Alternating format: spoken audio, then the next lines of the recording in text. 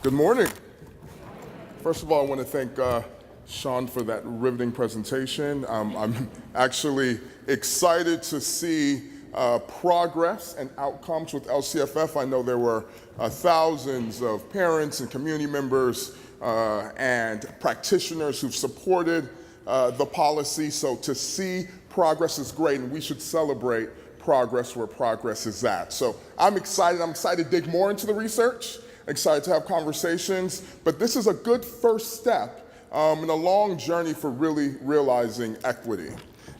Today, David has asked me to talk a little bit on behalf of the advocacy community about LCFF, where we're at, and what the state can be doing in order to advance equity even further, and I'm excited to do that. And also say Happy Black History Month to everybody as well.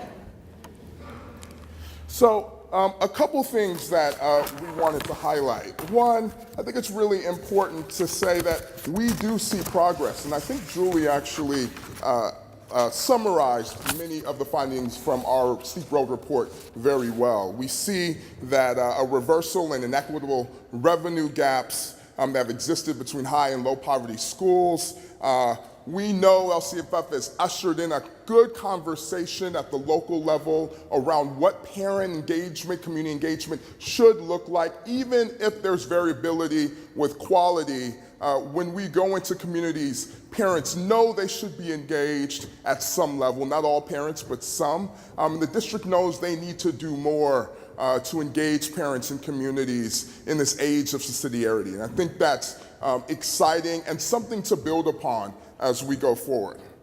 And we know that we do see access to rigorous coursework and student-staff ratios actually improve, but I will say California lags behind the national average. It is devastating to know that for every 800 students, there's one counselor on average. And for every 13,000 students, there's one social worker.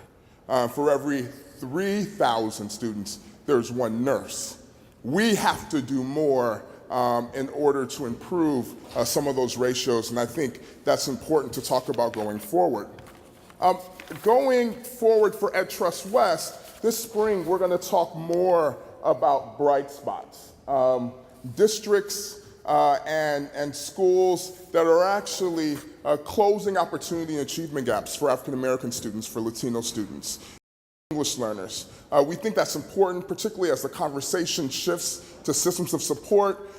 And we know that there are practitioners who are doing the good work to change some of the practices that have hindered those subgroups in the past. Vang Powell Elementary School is an example in Fresno Unified. That school is 3/4 Latino, 1/5 Hmong.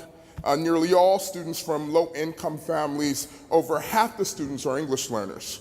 And we know that in Fresno, this has been designated as it's been designated as a designated school, where the district is using LCFF funds to add 30 minutes a day, 30 minutes to the school day, and also add more time for professional development. I think this is really important as well because we need to talk about how we increase quality professional development going forward. And we've seen some progress there, students progressing in both math and ELA, and it outpaces the state average. This is a bright spot, and we need to find those schools that are actually moving the needle, and we're excited to talk about that. And once again, we need to celebrate where we see progress.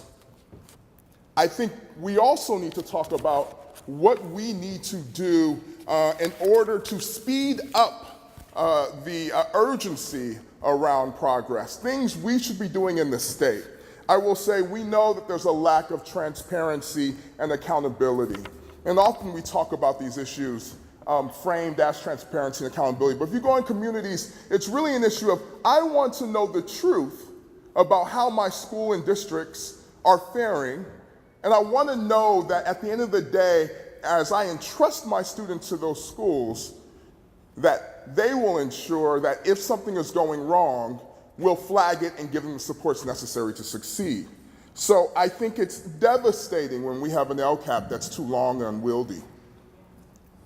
I think it's perplexing that we still don't have the political will to change our SACS codes, but even something as low-hanging as adding a revenue code to the SACS manual in order to track supplemental and concentration funds is not something we are currently doing in the state.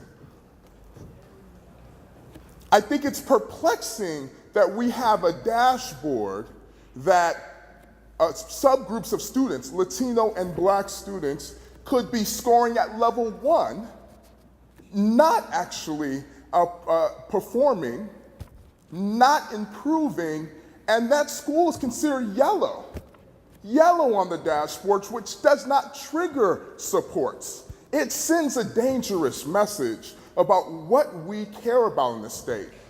And as we believe at Trust West, no school should be considered good if Black, brown, and low-income students aren't succeeding. Our goal is to make sure that that does not happen, and we should know the truth about how our schools are doing in order to trigger assistance.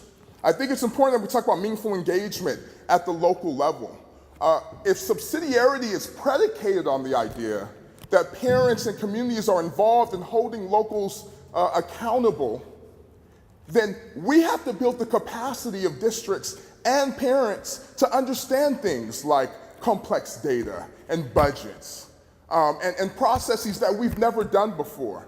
If we do not build the capacity of districts and county offices to do this work, subsidiarity is basically disingenuous. There's no way parents will ever be able to participate in the level of discussion necessary to hold locals accountable. And we don't want this to be the Wild West. We want to ensure that there are safeguards in place, that our students can still be successful. That is the promise of LCFF, and we must do more to ensure that that happens. And we know that high poverty schools still have less access to support personnel and rigorous coursework.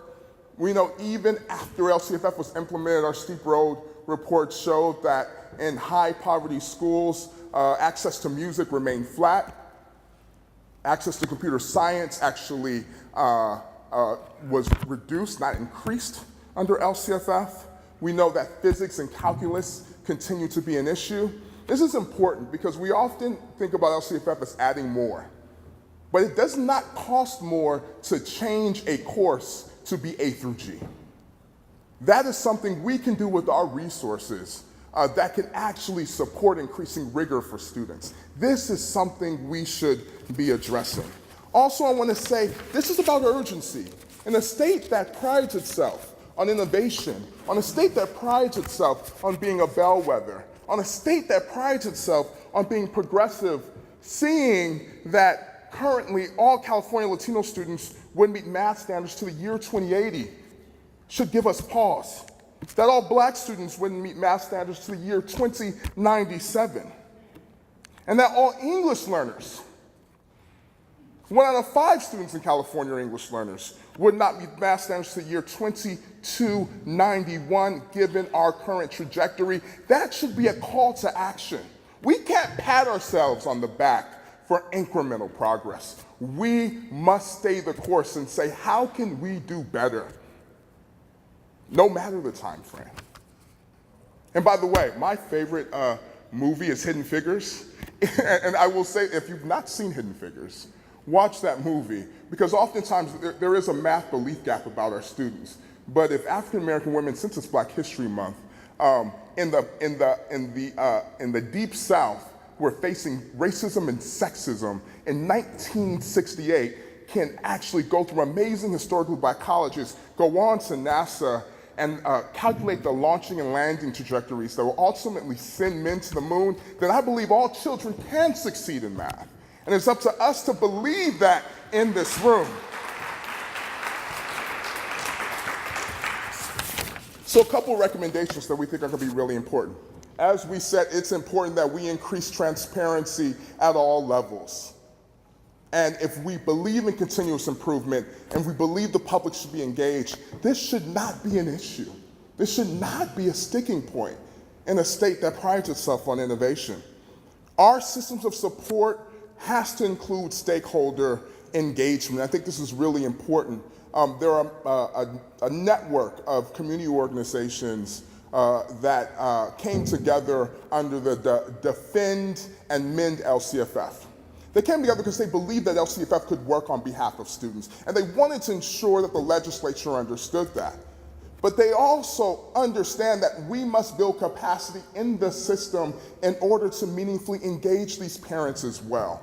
We cannot leave them behind in the discussion, especially if we want them to continue to invest in the systems as they did for Prop 30. We need to focus on using LCFF dollars to improve and not just increase services.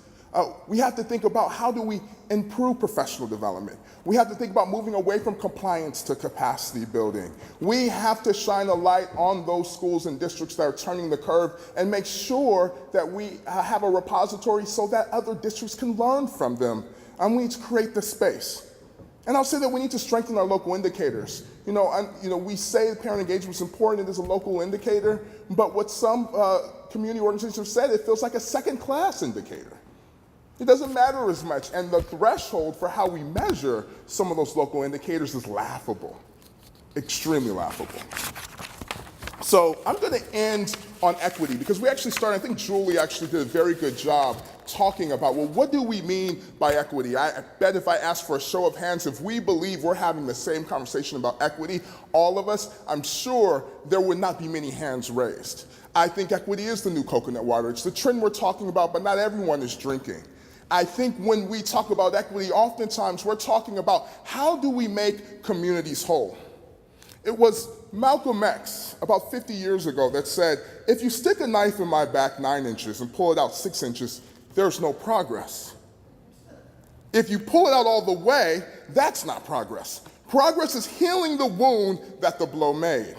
And they haven't even pulled the knife out, much less heal the wound. They won't even admit that the knife is there. If we're going to have a conversation about equity in this state, we need to talk about how we make communities whole. It's not enough that we're pulling the knife out incrementally. It's about actual results. And I hope that we can continue to have that conversation today. Thank you.